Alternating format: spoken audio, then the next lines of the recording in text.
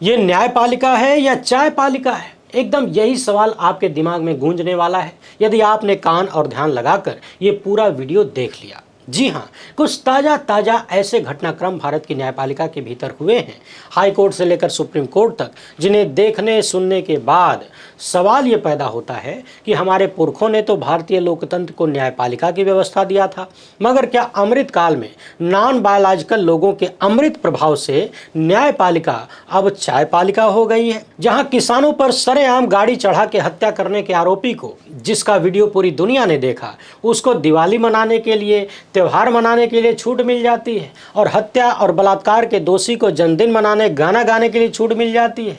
देश के बड़े बड़े धन्ना सेठों को न्यायपालिका आजीवन सुरक्षा प्रदान करने के लिए कतार में खड़ी हो जाती है। माफ करिएगा, खड़ी नहीं होती बल्कि लौट जाती है, और लौट कर कहती है कि अरे सेठ जी, आप कहिए तो कौन सा आदेश देना है, आप 1 मांगेंगे हम 10 देंगे। सत्ता संरक्षित बाबाओं को न्यायपालिका गार्ड की तरह संरक्षण देती है। दूसरी तरफ 85 साल के एक बुजुर्ग को अपने दांत का इलाज कराने के लिए भी शहर से बाहर जाने की अनुमति नहीं है, और यहाँ न्यायपालिका ज्ञान देती है कि आप अपनी बेटी से पैसा लेके इलाज करवा लीजिए, बेटी के जानने वालों से इलाज करवा लीजिए, सरकारी व्यवस्था में जाके जहाँ फ्री में होता है वहाँ इलाज करा लीजिए। मगर वही न्यायपालिका किसानों पर गाड़ी चढ़ाने वाले से नहीं कह पाती कि आप जहां हैं वहीं दिया जला लीजिए।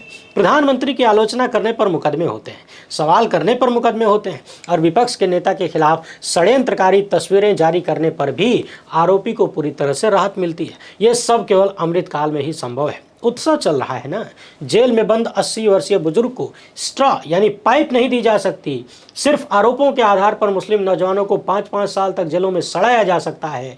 भारतीय न्यायपालिका से निकले हालिया कुछ आदेशों पर नजर दौड़ाएंगे। आप भी अपनी नजर भटकने मत दीजिएगा। पहली बार है तो चैनल को सब्सक्राइब करके घंटी बजा दीजिए टन से। हर एक वीडियो को लाइक और शेयर करना जरूरी है, तभी आपका चैनल मजबूत होगा। ये सारे काम बिल्कुल फ्री है, 2 सेकंड लगता है, अभी कर लीजिए भविष्य के लिए। इसके अलावा आपको मालूम है कि हम किसी धन्ना सेठ या राजनीतिक दल के दम पर नहीं चलते, तभी खुल के आपके मुद्दों पर बात हो पाती है। हमारा काम पसंद आता हो तो इस QR कोड या फिर मोबाइल नंबर का प्रयोग करते हुए जो भी हो सके आर्थिक सहयोग भेजने का प्रयास जरूर करें। बहुत बहुत धन्यवाद। अब सबसे पहले इस खबर को देखिए और ध्यान से सुनते जाइए। जो हो रहा है वो न्यायपालिका का काम है या चायपालिका का? पूर्व केंद्रीय मंत्री अजय मिश्रा टेनी के बेटे आशीष मिश्रा का मामला तो आपको याद ही होगा। लखीमपुर खीरी में जब किसानों का प्रदर्शन चल रहा था तो इनकी गाड़ी से कुचलकर कई किसानों को मार दिया गया। वीडियो पूरी दुनिया ने देखा, यानी गंभीर आरोपी है। और अब उत्तर प्रदेश की पुलिस ने इनके खिलाफ एक और मामला दर्ज किया है, क्योंकि ये गवाहों को धमकी दे रहे थे कथित रूप से, और गवाह ने कहा है कि मैं इनके खिलाफ कानूनी कार्रवाई चाहता हूं।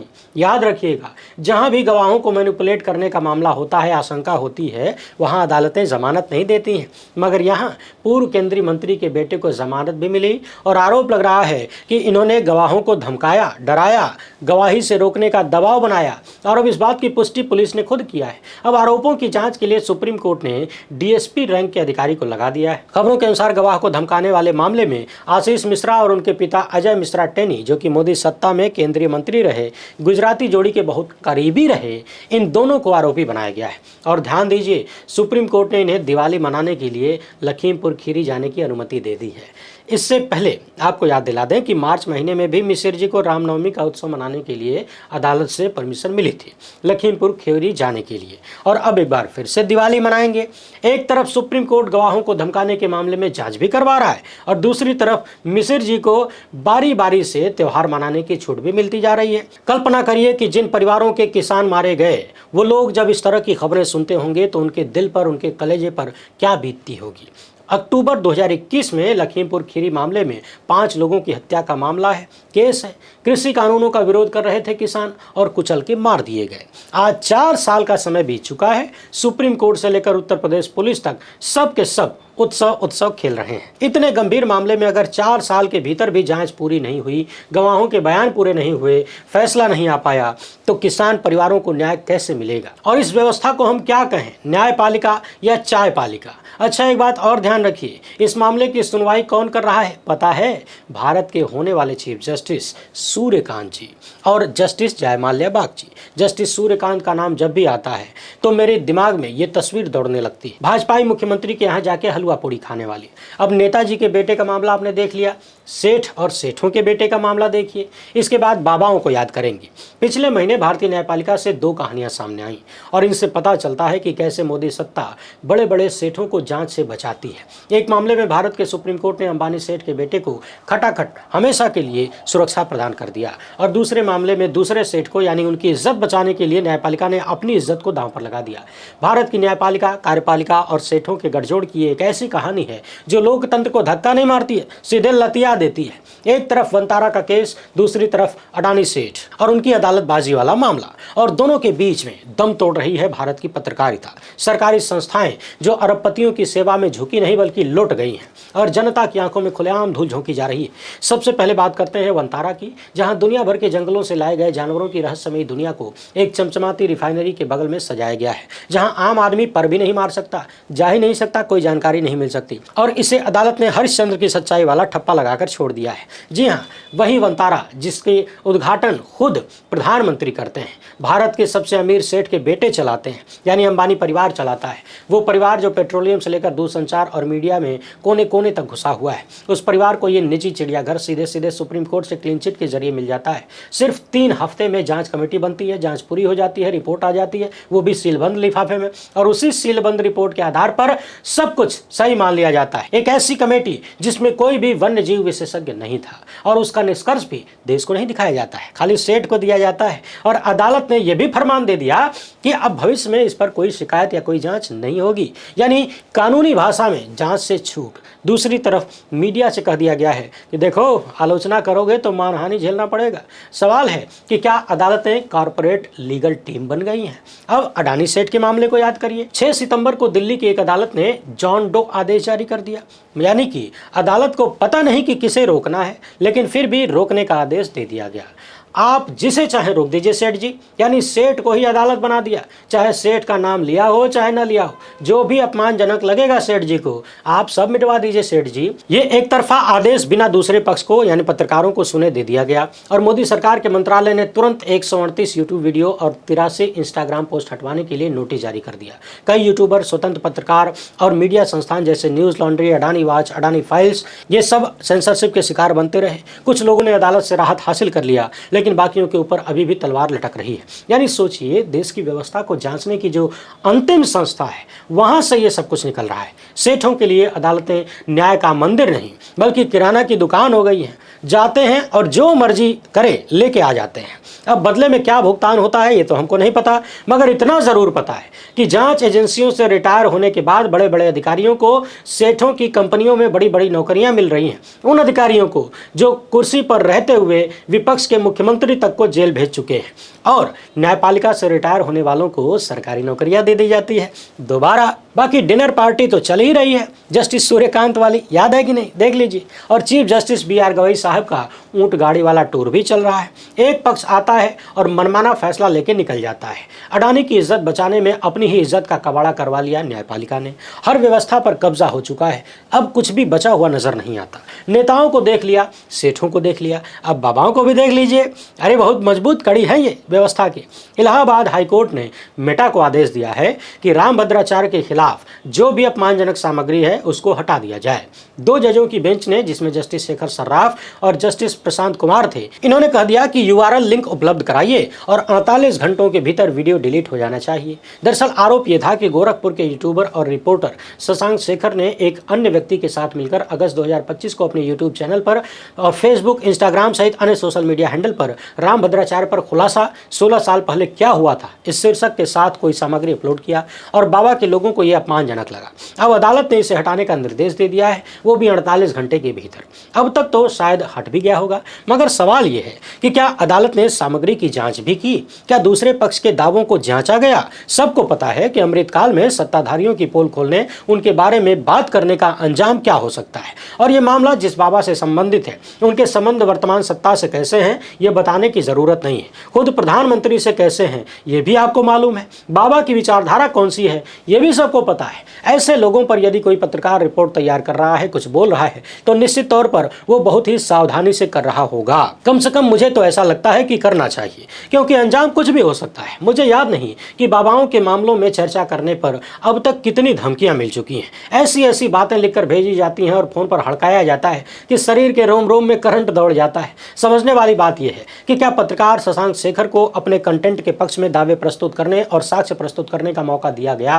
क्या अदालत ने कहा कि आपने जो बोला है, जो दिखाया है, उसका क्या आधार है? क्या जांच पूरी हो गई? क्या कंटेंट को कायदे से चेक करने के बाद 48 घंटों में डिलीट करने का आदेश दिया गया? या फिर अडानी सेठ के मामले में जैसा हुआ वैसा ही बाबा के मामले में भी इलाहाबाद हाईकोर्ट ने कर दिया? अब इस मामले में 11 नवंबर को सुनवाई होगी, मगर सवाल यह है कि जब कंटेंट ही डिलीट हो जाएगा तो फिर अगली सुनवाई का मतलब क्या रह जाता है? आपने तो सजा दे दिया मिलाड, मिलने के बाद, सजा मिलने के बाद किस बात की सुनवाई? और फिर किसी वीडियो को देखने में, जांचने में कितना समय लगता है? खड़े खड़े अदालत में ही टीवी लगवा के देख लेते, सुन लेते, दोनों पक्ष को आमने सामने खड़ा कर देते, कह देते कि भाई जो बोला है, आपने वीडियो में दिखाया है, उसको जांचिए, उसका तथ्य दीजिए, सबूत दीजिए, किस आधार पर बोल रहे हैं। मगर आप तो जानते हैं कि भारत की न्यायपालिका में प्रोसेस ही पनिशमेंट है। इसके अलावा किस तरीके से बलात्कार और हत्या के मामलों में दो संदिग्ध अपराधी, जिससे अदालत ने सजा सुनाया है, जो सजा भुगत रहा है, उस व्यक्ति को हर चुनाव से पहले बाहर निकाला जाता है। वो आदमी भाजपा के पक्ष में माहौल बनाता है, वोट का जुगाड़ करता है, और जब इच्छा हो,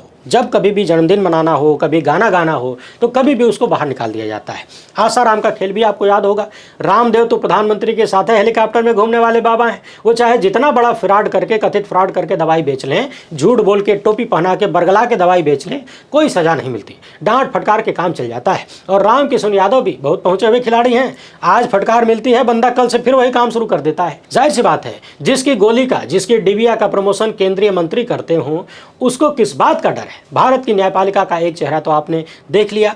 दूसरी तरफ उसी इलाहाबाद हाईकोर्ट में जब नेहा सिंह राठौर जाती हैं कि मेरे खिलाफ प्रधानमंत्री की आलोचना करने और सवाल करने पर मुकदमा हो गया मिलाड, इसको रद्द कर दीजिए, तो हाईकोर्ट कहता है कि नहीं नहीं नेहा, आपने प्रधानमंत्री का अपमान किया है। यानी आलोचना दुनिया के सबसे बड़े लोकतंत्र में, यानी लोकतंत्र की अम्मा के भीतर नहीं हो सकती। ये अपराध बना दिया गया है। अखिलेश यादव का अपमानजनक और फर्जी तस्वीर बनाकर वायरल करने वाले को राहत मिल जाती है उसी इलाहाबाद हाईकोर्ट से। अपने स्क्रीन पर पत्रकार राजू परुलेकर का ये ट्वीट देखिए।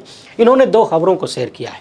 9 अक्टूबर को एक विशेष अदालत ने 85 साल के वरवरा राव, जो कि तेलुगु कवि हैं, एल्गार परिषद केस में आरोपी हैं, इनकी याचिका को खारिज कर दिया गया। इन्होंने अदालत से अनुमति मांगा था कि मुझे दांत के इलाज के लिए मुंबई से बाहर जाना है, मगर अदालत ने कहा कि देखिए, सुप्रीम कोर्ट ने उदारता दिखाते हुए आपको जमानत दे दिया था और कहा था कि विशेष अदालत की परमिशन के बिना आप मुंबई से बाहर नहीं जा सकते, इसलिए ऐसे ही मुंह उठा के आपको बाहर नहीं भेज दिया जाएगा।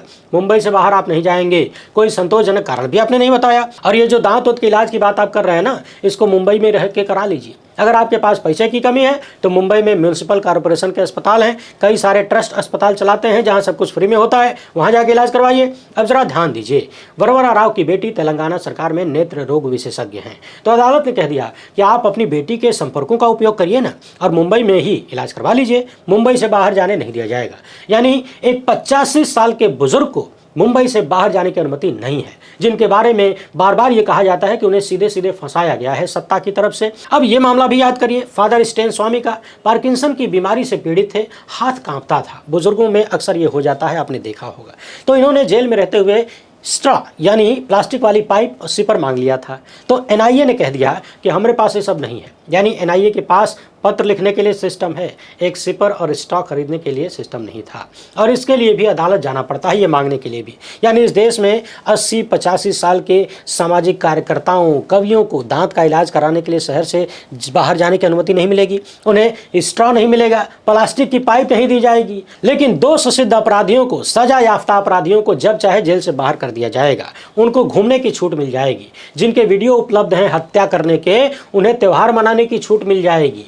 और तो और उमर खालिद, शर्जील, इमाम, गुल्फिसा, फातिमा जैसे मुस्लिम नौजवानों की कहानी याद करिए। अब तक उनके मामलों में ट्रायल भी शुरू नहीं हुआ और लगभग 5-5 साल से उन लोगों को जेलों में बंद रखा गया है। तारीख पे तारीख मिलती रहती है, होता कुछ भी नहीं। और सबसे ताज़ा मामला सोनम वांगचुक का याद करिए। लद्दाख के लोगों का अधिकार मांग रहे थे, 6th शेड्यूल मांग रहे थे, उन्हें राष्ट्रीय सुरक्षा के तहत उठा लिया गया और सुप्रीम कोर्ट में तारीख पे तारीख का दौर चालू हो गया। अब आप ज़रा ध्यान दीजिए, जिन लोगों को अदालतों से ऐतिहासिक राहत मिल रही है, चाहे वो नेता हो, नेता का बेटा हो, सेठ का बेटा हो या फिर बाबा लोग, ये सब सत्ता के करीबी हैं। यानी सत्ता के करीबियों को हर हाल में, चाहे वो आरोपी हो, चाहे सजा याफ्ता हो, चाहे उनका कांड पूरी दुनिया ने देखा हो, गाड़ी चढ़ाने वाला, अदालतें राहत दे देती हैं, वो भी अकल्पनीय राहत दे देती हैं। और जो लोग भी सत्ता से सवाल करने वाले हैं, आलोचना करने वाले हैं, वो सामाजिक कार्यकर्ता हों, जलवायु कार्यकर्ता हों, पत्रकार हों, गायक हों, कवि हों, कुछ भी हों, विपक्ष के नेता भी हों, उनके मामलों में यही अदालतें बिल्कुल अलग रुख अपनाती हैं, मामलों को टालती हैं, प्रोसेस को ही पनिशमेंट बना देती हैं। अब आप दर्शक बताइए कि वीडियो की शुरुआत में मैंने जो सवाल उठाया था कि क्या हमारे पुरखों की दी हुई न्यायपालिका अब चायपालिका बन गई है किसी महामानव के प्रभाव से, इसका जवाब क्या हो सकता है? हाँ, ये मत पूछिएगा कि चाय किसकी है, महामानव कौन है। अपना जवाब कमेंट बॉक्स में ज़रूर लिखें। पहली बार है तो चैनल को सब्सक्राइब कर लीजिए। हमसे जुड़ने के लिए बहुत बहुत धन्यवाद। जय हिंद।